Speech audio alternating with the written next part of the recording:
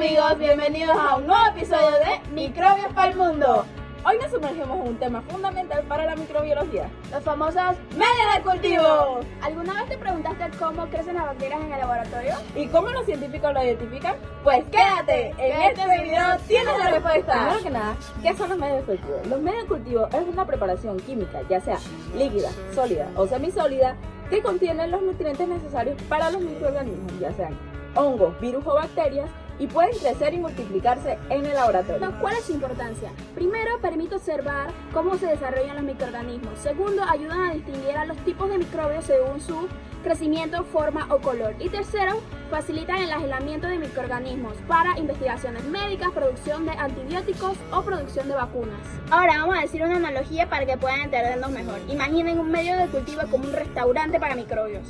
Un caldo nutritivo líquido, que sería como una sopa llena de vitaminas. El agar, sólido como una gelatina, sería un plato firme donde cada bacteria forma colonias visibles como manchitas. Los nutrientes especiales, como son el azúcar y la sal, son ingredientes que solo ciertos microbios pueden comer, ayudando a identificarlos.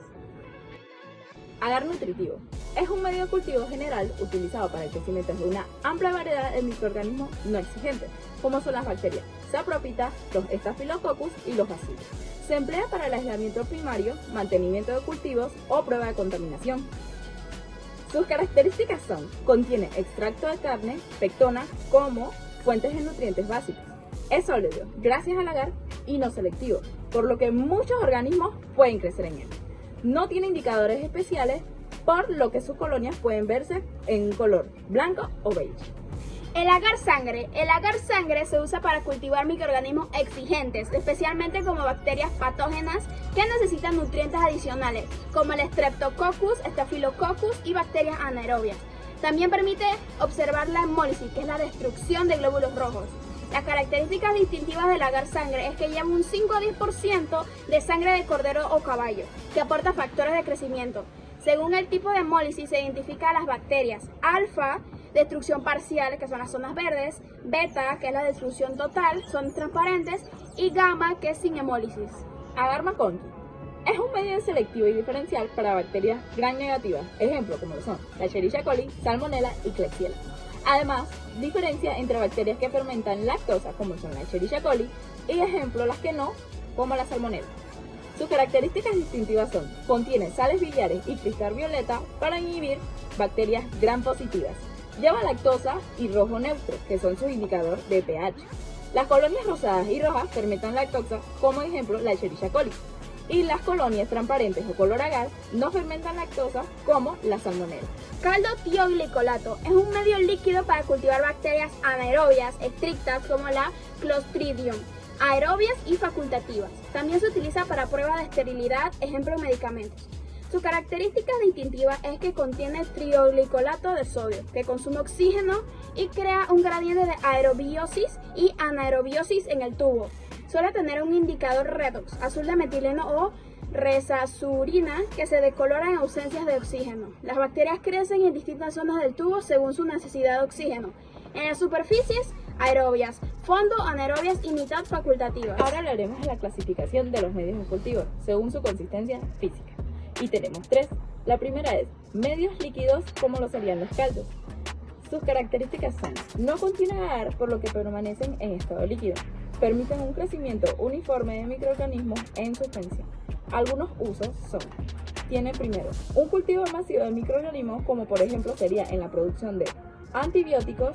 También estudian la motilidad bacteriana. Las bacterias motiles producen turbidez difusa.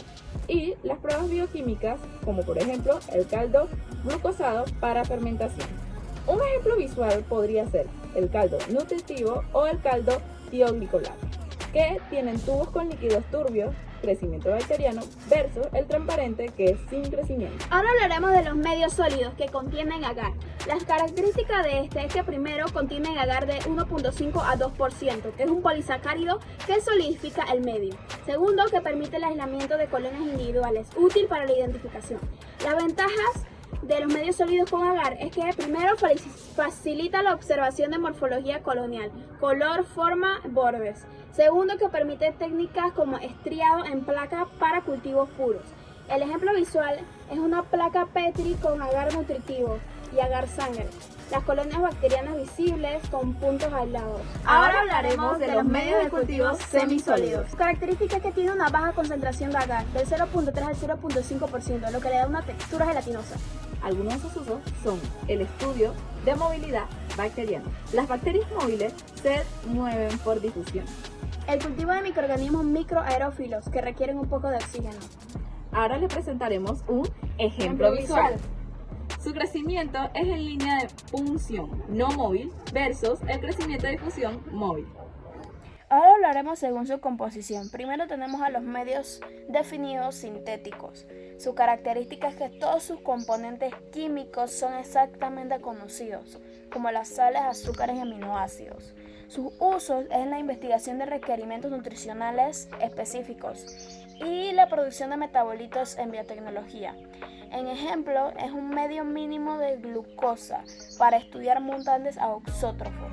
Como segundo tenemos los medios indefinidos, complejos. Su característica es que contienen ingredientes de origen biológico en una composición variable, por ejemplo el extracto de levadura y la peptona. Sus usos en el cultivo de microorganismos con necesidades nutricionales exigentes. Y de ejemplo tenemos el agar nutritivo y el caldo tripticasa de soya. Siguiendo la clasificación de los medios de cultivo, vamos a hablar ahora según su propósito. Y estos tienen 4. La primera es medios simples o generales. Estos permiten el crecimiento de una variedad de microorganismos no exigentes y tienen como por ejemplo el caldo nutritivo o el agar nutritivo.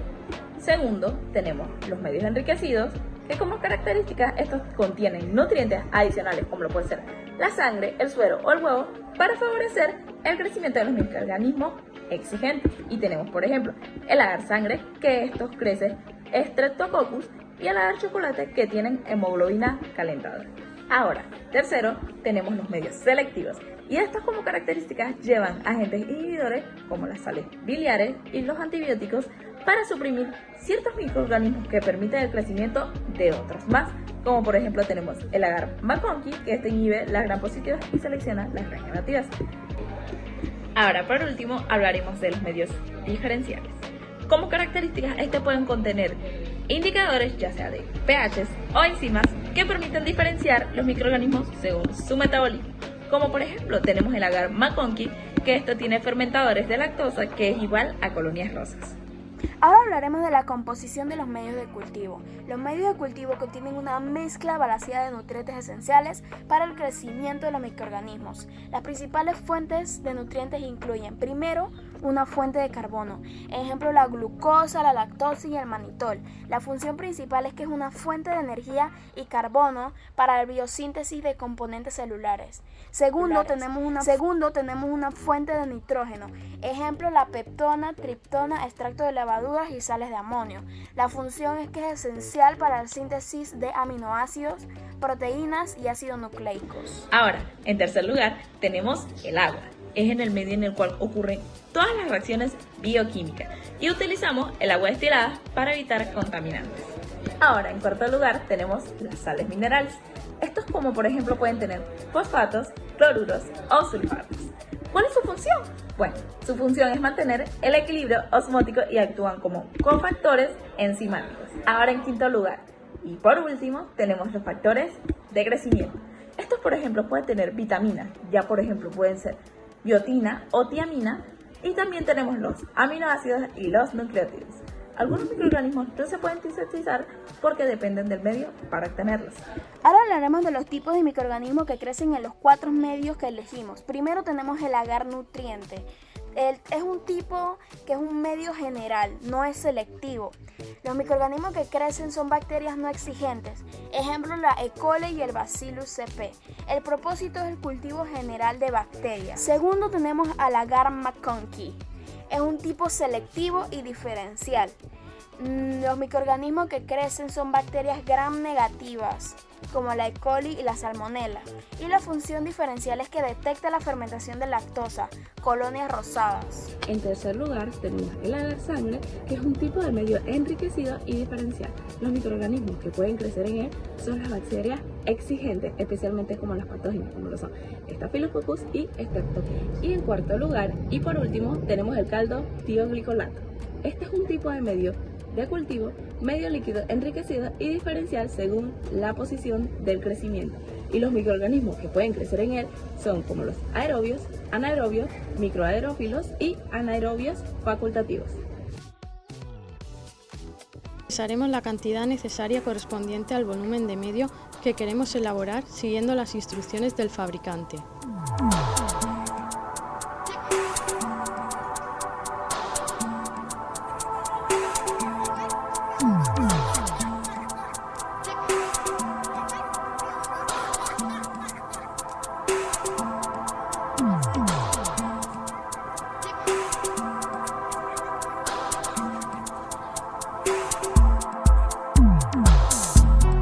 Una vez pesado, echaremos el medio deshidratado en el matraz y a continuación añadiremos el volumen de agua destilada requerido.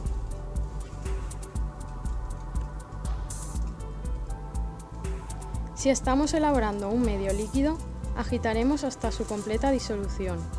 Si es un medio sólido que contiene agar, agitaremos y calentaremos la mezcla hasta que el agar se funda.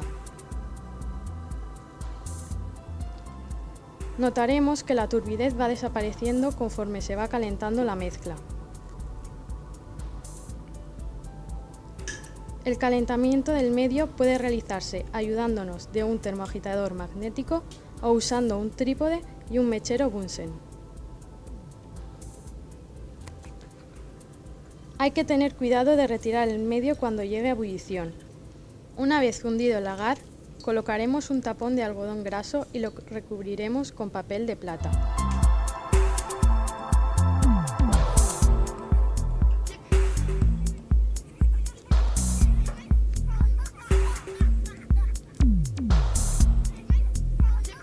A continuación lo llevaremos al autoclave para su esterilización. Una vez autoclavado el medio sólido, procederemos al reparto en placas Petri estériles. Las placas serán dispuestas alrededor de la llama, de manera que podamos acceder a ellas de forma cómoda. Esperaremos a que el medio se haya enfriado lo suficiente para que, manteniéndose líquido, pueda ser manejado sin quemarnos. Quitaremos el papel de plata y el tapón de algodón, y siempre cerca de la llama iremos vertiendo el contenido en las placas.